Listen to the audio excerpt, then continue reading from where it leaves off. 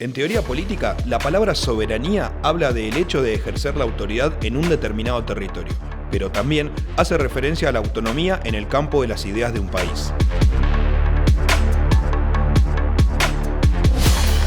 Paradójicamente, un puñado de empresas a las que nadie elige tienen injerencia en muchos aspectos de nuestro día a día y nuestros destinos. Condicionan qué información vas a ver cuando haces una búsqueda en tu celular, qué marcas van a liderar en el almacén de tu barrio y qué productos y servicios podés pagar con tu salario. Influyen también en cuestiones tan cotidianas como qué comes y cuánto vale tu trabajo, así como en temas más profundos como qué recursos se quedan en el territorio que habitas, qué negocios se van a hacer y hasta quiénes deben ser nuestros enemigos en el mundo. Algunas de esas empresas tienen sede en Argentina, otras nunca pisaron el país. Sin embargo, intentan controlar nuestra economía y nuestra política. 2 siglos después de la batalla de Obligado, una de las acciones defensivas más importantes de la historia nacional, esa pelea sigue vigente. Hoy la retoman un sinfín de organizaciones que buscan abrir un camino propio con propuestas y proyectos que son impulsados de manera colectiva. Somos soberanía.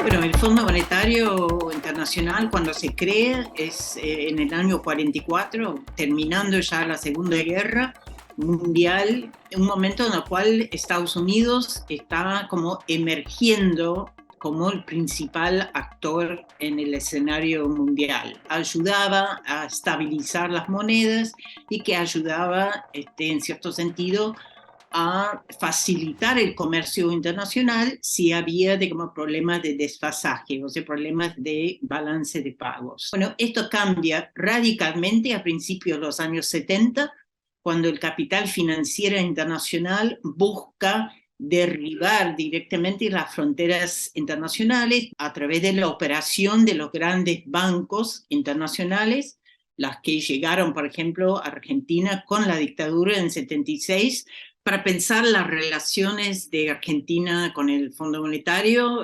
Siempre es importante pensar que fue desde 56, o sea, fue una decisión del golpe militar que puso fin al gobierno de Perón, pero después tenemos 23 acuerdos con el Fondo Monetario en la historia de Argentina con ese organismo. Si miramos el último acuerdo o los últimos 2 acuerdos, lo de Macri y lo del gobierno de Fernández con el Fondo Monetario, vemos cómo se ha aumentado la pobreza.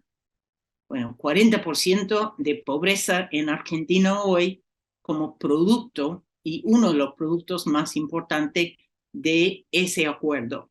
Y esa pobreza que tiene que ver con los objetivos que pone el Fondo Monetario, significa que la plata que no viene a los bolsillos del pueblo trabajador argentino es plata que se supone está disponible para pagar esas deudas a los bancos y al propio fondo.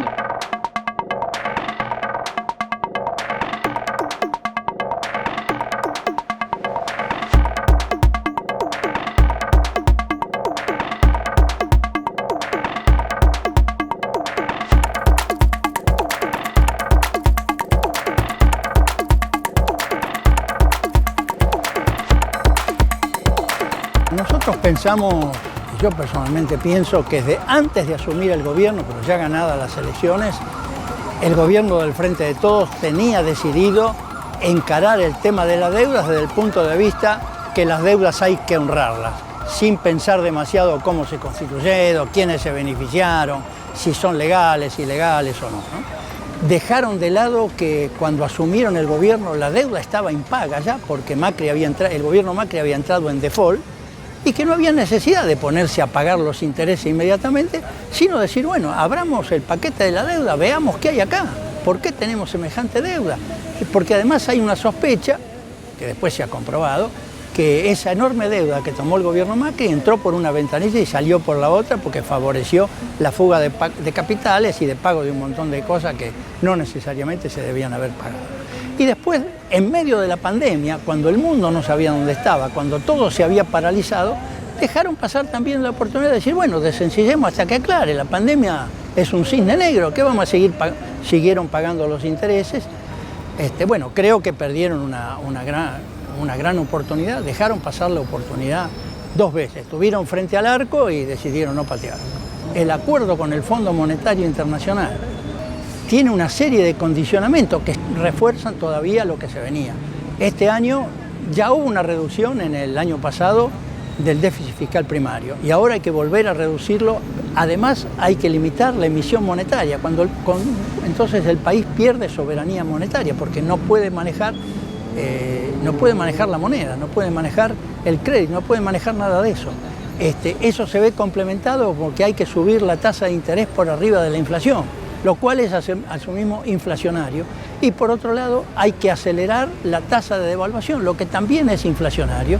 Entonces buena parte de la inflación actual tiene que ver con disputas internas, interburguesas, por quién se apropia del excedente económico, pero tiene que ver también con estas políticas del Fondo Monetario.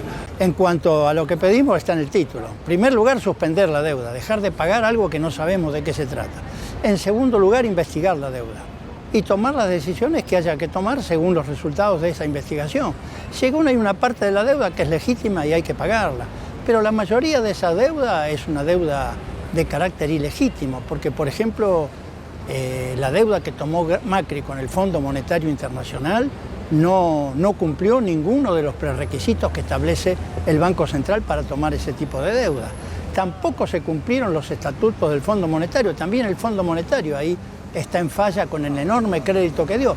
Es el crédito más importante en la historia del Fondo Monetario Internacional y es el crédito más importante que tomó en su historia la Argentina como república independiente y soberana, ¿no?